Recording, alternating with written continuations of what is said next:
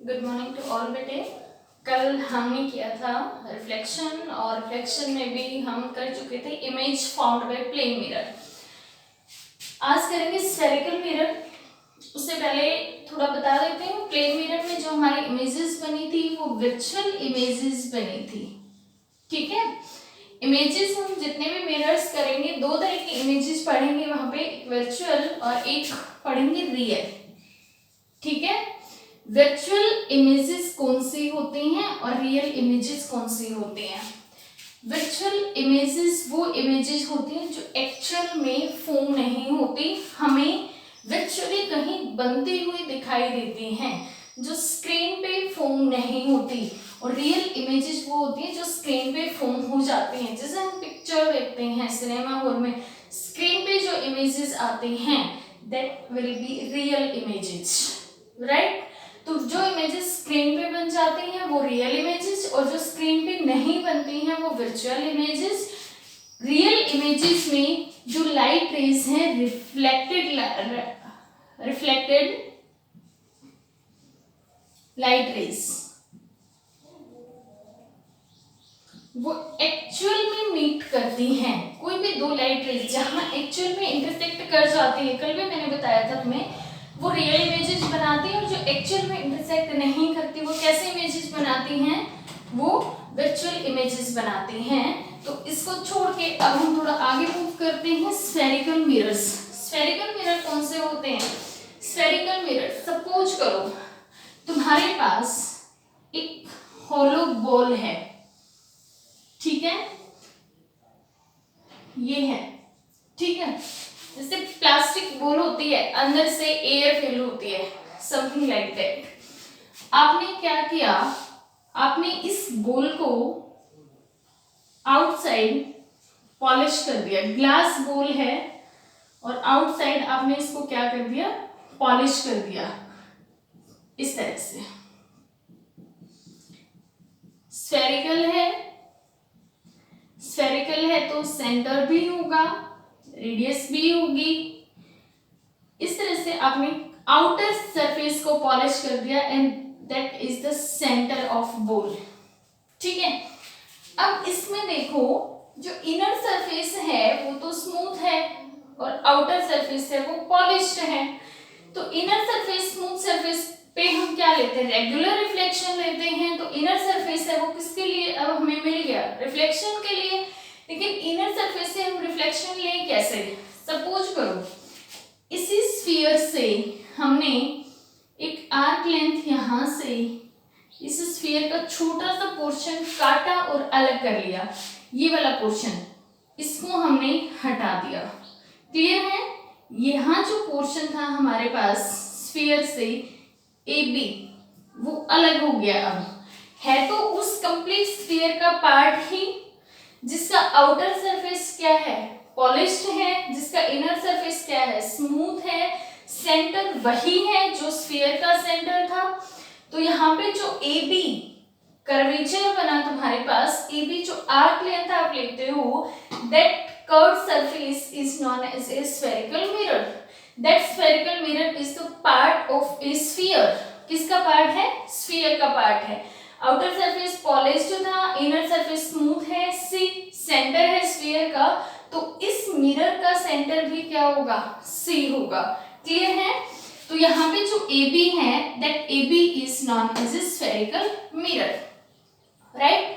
ये तो था जब हमने उस स्फीयर को आउटर से पॉलिश किया था। अगर हम उसी स्फीयर को इनर साइड से पॉलिश कर दें तो आपको कुछ ऐसा नहीं लगेगा क्या, आपने इनर साइड पॉलिश की हुई है, ये सेंटर है, हमने उसी तरह से एक पार्ट को काटा, बाहर निकाल लिया, सेंटर वही है, AB curvature, inner side polished है। तो पहले वाले से प्रॉपर्टीज हैं वो कुछ अलग हो गई हैं। यहाँ पे देखो इस तरह से है, अपने हैंड्स को इस तरह से बेंड करो, इनर सरफेस स्मूथ है फर्स्ट केस में, बाहर वाला पॉलिश्ड है, ठीक है। सेकंड केस में उल्टा है, अंदर वाला पॉलिश्ड है और आउटर सरफेस है वो स्मूथ है। तो दोनों केसेस में पार्ट तो दोनों ही स्फीयर के हैं, मिरर दोनों ही स्फेरिकल हैं, बट सरफेस ऑफ रिफ्लेक्शन है वो चेंज हो गया, अल्टर हो गया है। फर्स्ट में इनर सरफेस रिफ्लेक्ट करेगा, सेकंड में आउटर सरफेस रिफ्लेक्ट करेगा, and that reflecting on the basis of that reflecting surface mirrors को हम डिवाइड करते हैं टू टाइप्स में। फर्स्ट जो हमने इनर साइड पॉलिश ली हुई है, सॉरी स्मूथ ली हुई है, that is concave mirror, and जिसकी आउटर साइड पॉलिश है दैट इज कॉन्वेक्स मिरर। ठीक है, दोबारा से सुन लो, जिसकी इनर साइड स्मूथ होती है, जिसका आउटर सरफेस पॉलिश्ड होता है, जो इस तरह से इंटरनली आपको रिफ्लेक्टिंग मिले दैट इज कॉनकेव, और जो एक्सटर्नली बाहर से रिफ्लेक्टिंग मिले, इनर साइड पॉलिश्ड मिले दैट इज कॉन्वेक्स। इसका प्रैक्टिकल एग्जांपल, स्पून यूज करते हो खाना खाते हुए, वो जो स्पून है आपकी वो दोनों रिफ्लेक्टिंग सरफेसेस की तरह बिहेव करती है। स्पून के अंदर इंटरनल सरफेस, अंदर वाला सरफेस जब आप देखोगे रिफ्लेक्टिंग होगा एंड बिहेव करेगा ऐसे कॉनकेव मिरर। आउटर सरफेस है वो कर्व सरफेस, वो भी रिफ्लेक्टिंग है, जब आप उसको बाहर से देखोगे तो वो बिहेव करेगा ऐसे कॉन्वेक्स मिरर। तो सिंपल सा आइडेंटिफिकेशन है दोनों को अलग करने का। इंटरनल सरफेस स्मूथ है तो कॉनकेव, एक्सटर्नल सरफेस स्मूथ है तो यहाँ पे कॉन्वेक्स। ठीक है, अब कुछ टर्मिनोलॉजी हैं जो इन मिरर्स में हम यूज करते हैं। यहाँ पे जो सी हमने लिया हुआ है that is known as centre of curvature. Centre of curvature, इसको हम बहुत यूज करेंगे, बार बार एक वर्ड आएगा तुम्हारे पास, सेंटर ऑफ कर्वेचर। किसी भी स्फेरिकल मिरर के सेंटर को हम क्या बोलते हैं, सेंटर ऑफ कर्वेचर बोलते हैं, राइट, सेंटर ऑफ कर्वेचर। इसके बाद सी से जो ए बी सरफेस है उसको एग्जैक्टली हम दो पार्ट्स में डिवाइड करते हैं by a letter P, and that P is known as pole. इसको हम क्या बोलते हैं, पोल। पोल है वो इस स्फीयर का मिड पॉइंट होता है सरफेस पे, जो सी और पी को अगर हम मिलाएं तो एग्जैक्ट ए पी और पी बी तो इक्वल पार्ट में डिवाइड हो जाता है, दैट इज नॉन एज पोल। अब ये जरूरी नहीं है कनकेव में, कॉन्वेक्स में भी सेम टर्म्स होंगी, सेंटर ऑफ कर्वेचर एंड यहाँ पे होगा पोल। ठीक है, अब ये कंप्लीट स्फीयर था, तो सीपी क्या है, रेडियस डिनोट करते हैं कैपिटल आर से। सीपी क्या है, रेडियस डिनोट करते हैं किससे, कैपिटल आर से, and that R is known as radius of curvature. क्या बोलेंगे, radius of curvature, right. Centre, radius, pole, तीन टर्म्स आ गई हैं। इसके बाद एक टर्म आती है प्रिंसिपल फोकस। वो कहाँ होता है, प्रिंसिपल फोकस।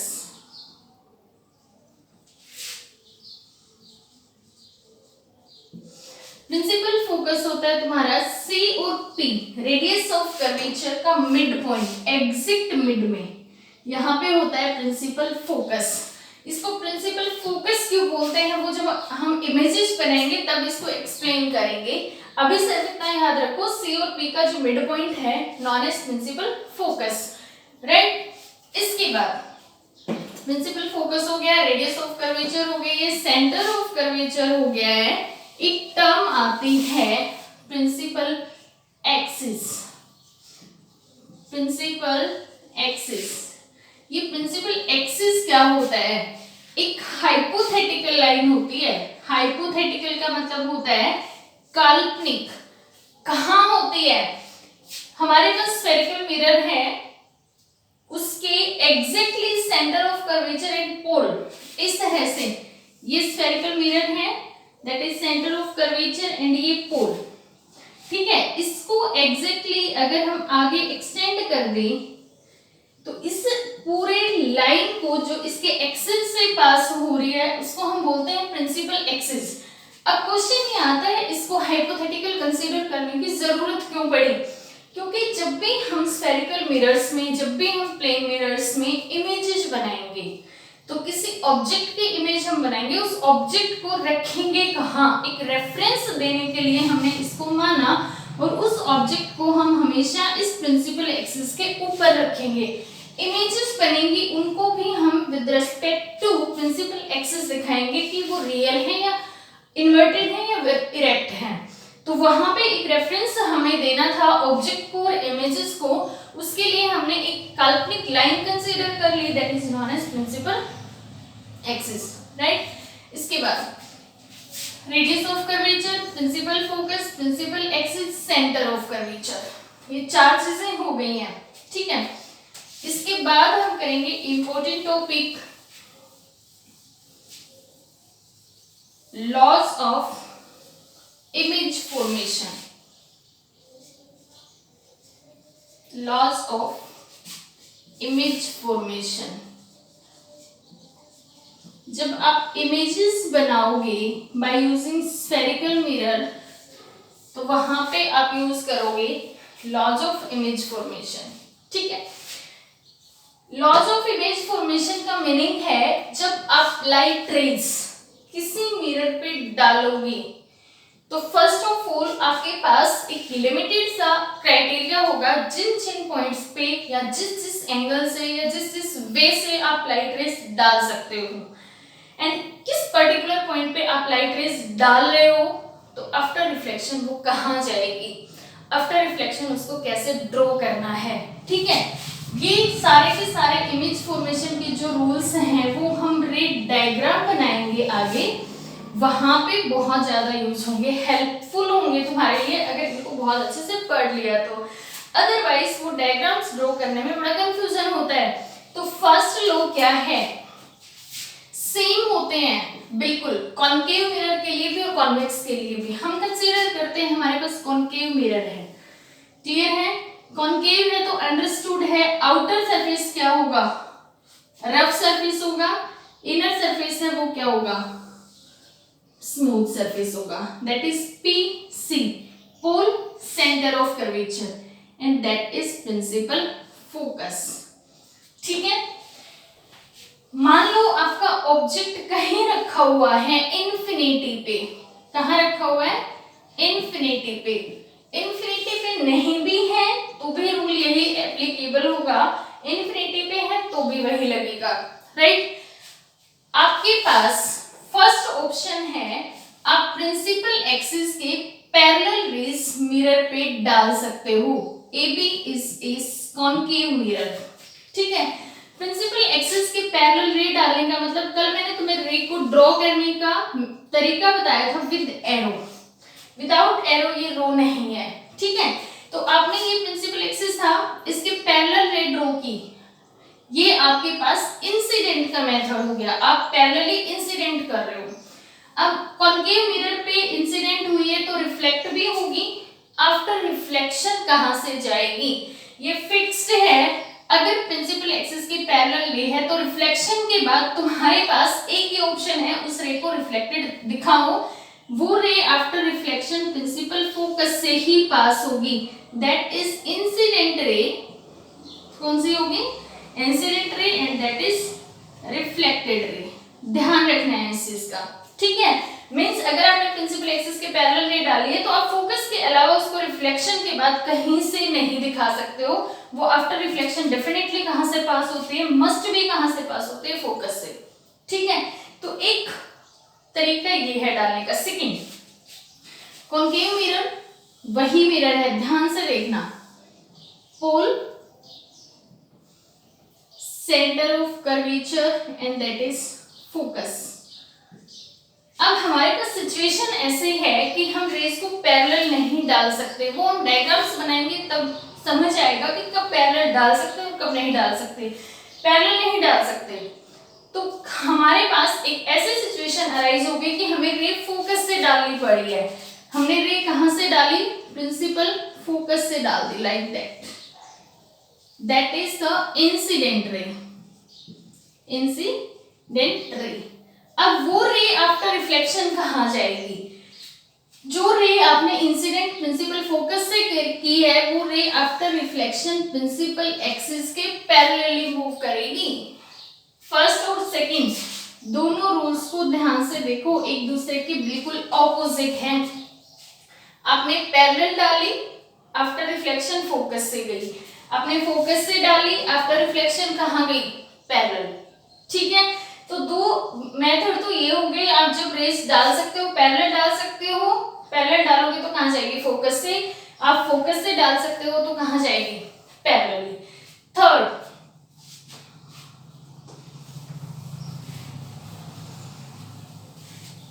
आपके पास होगा कॉन्केव मिरर है, that is pole, centre and principal focus.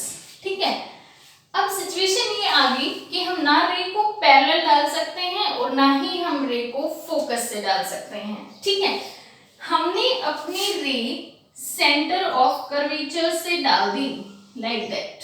कहां से डाल दी, centre of curvature. Most important point है, ध्यान से याद रखना है इसको, सेंटर ऑफ कर्वेचर से आने वाली हर एक रे नॉर्मल ऑफ सरफेस की तरह बिहेव करती है, नॉर्मल ऑफ रिफ्लेक्टिंग सरफेस किसकी तरह बिहेव करती है, नॉर्मल की तरह है। और हमने कल पढ़ा था जो रेज हम नॉर्मल से डालते हैं उनका एंगल ऑफ इंसिडेंस कितना होता है, 0, और एंगल ऑफ रिफ्लेक्शन भी कितना होता है, 0।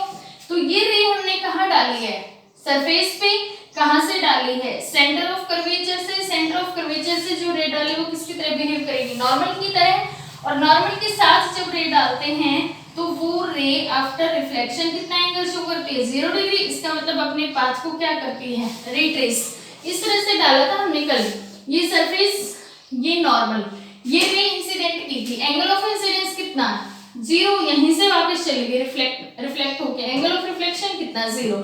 तो ये दोनों प्रॉपर्टीज वहां पे अराइज हुई थी। इसका मतलब जिस एंगल से डाली उसी से वापस जाएगी, सीधा सीधा जिस पाथ से आई थी उसी को रिट्रेस कर जाती है। क्लियर है, सेंटर ऑफ कर्वेचर से जो भी रे इंसिडेंट करोगे, कर सकते हो, करोगे भी, वो किसकी तरह बिहेव करेगी, नॉर्मल की तरह। ठीक है, अब ध्यान रखना है, नॉर्मल की तरह जब रे बिहेव करती है सेंटर ऑफ कर्वेचर से आने वाली, तो इससे पहले हमने एक फर्स्ट डायग्राम बनाया था इस तरह से,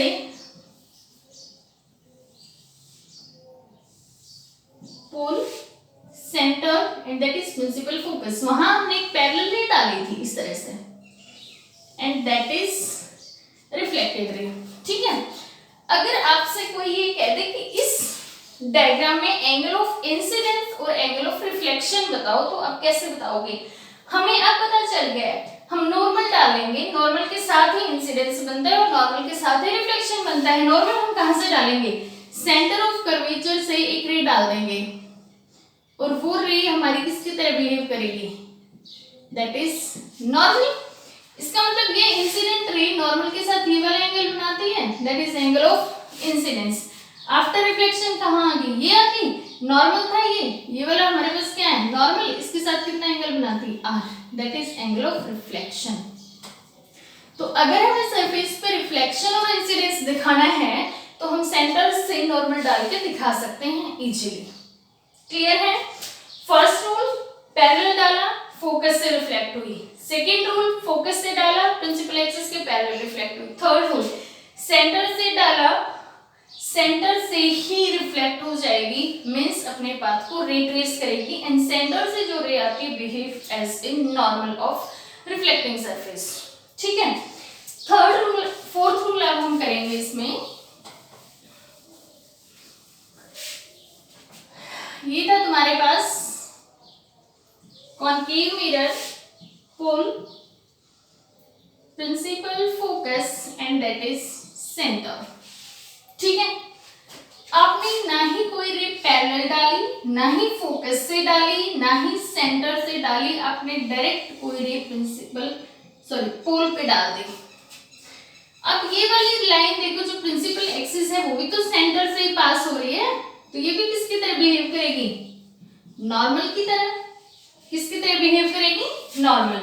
नॉर्मल के साथ इंसिडेंस कितना एंगल बनाता है, i, that is known as angle of incidence. तो जिस एंगल से इंसिडेंट हुई है उसी एंगल से पोल पे डालोगे तो रिफ्लेक्ट भी हो जाएगी, ठीक है।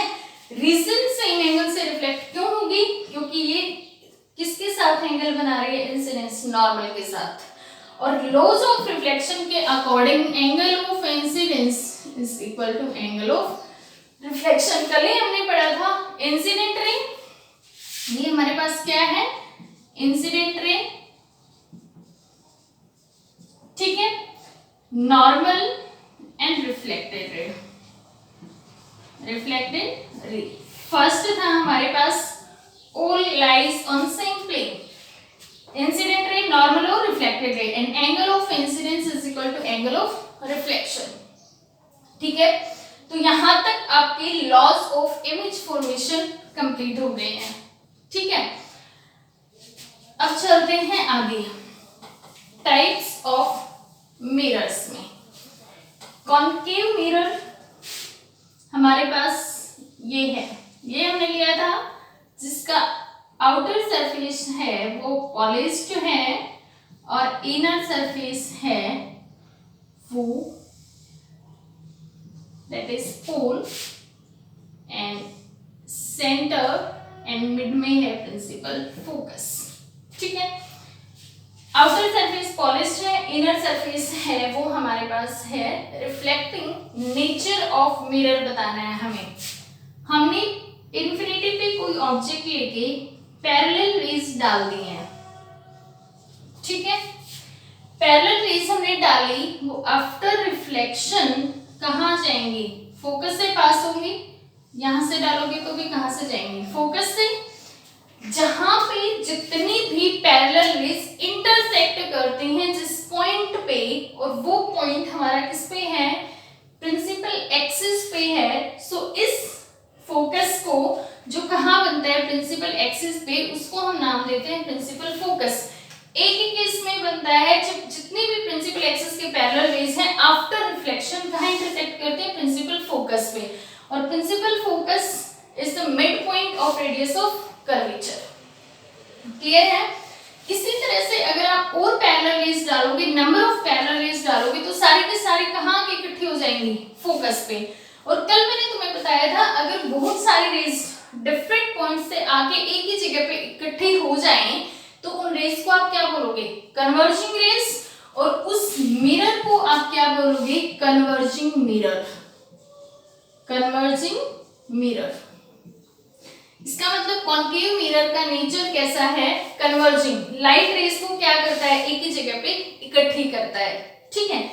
इसका एक एग्जांपल तुम्हें बताती हूँ, तुमने बहुत बार किया भी होगा। एक मिरर लेके, ठीक है, धूप में गए, एक पेपर रखा और वहां से लाइट रेज आई, उनका फोकस पेपर पे किया, एंड आफ्टर सम टाइम वो बर्न होना शुरू हो जाता है।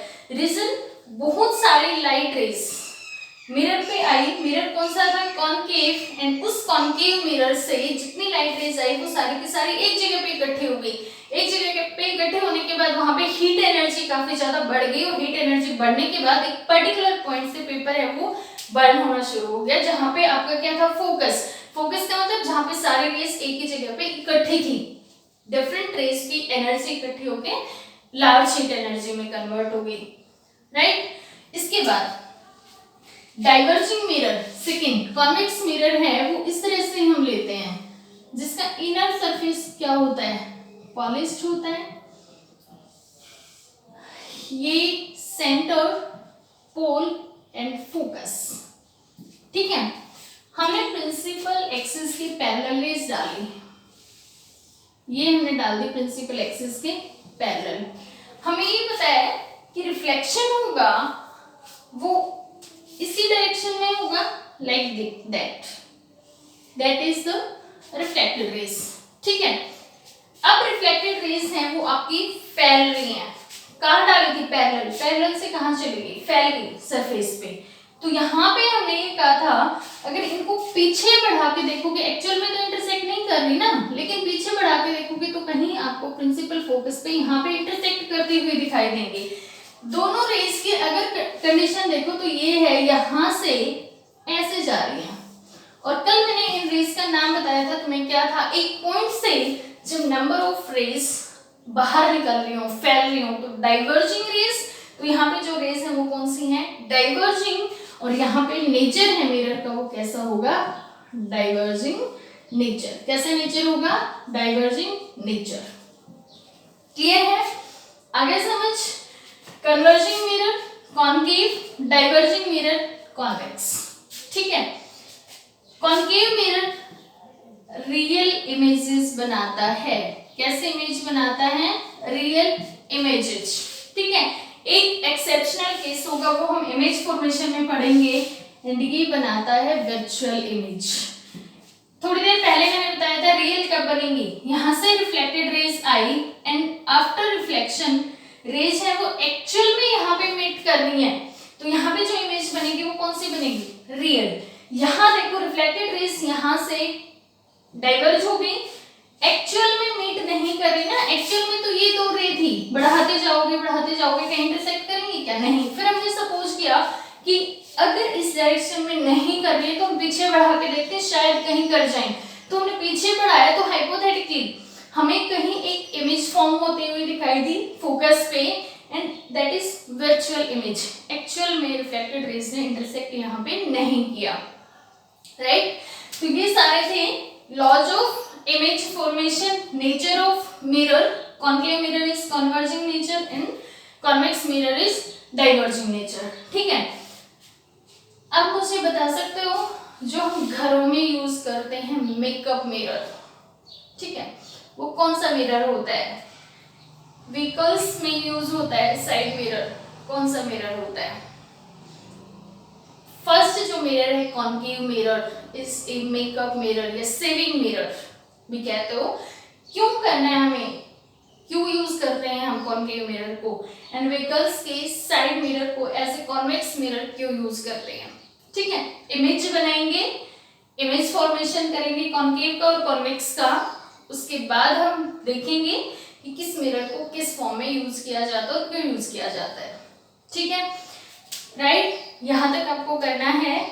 कॉन्केव मिरर की टेबल दी हुई है एनसीईआरटी बुक में, उसमें कंप्लीट 6 या 7 पॉइंट्स हैं इमेज फॉर्मेशन के लिए। ये लॉज अभी जो मैंने बताए हैं वो लॉज यूज करने और इमेजेस बनानी है। ठीक है।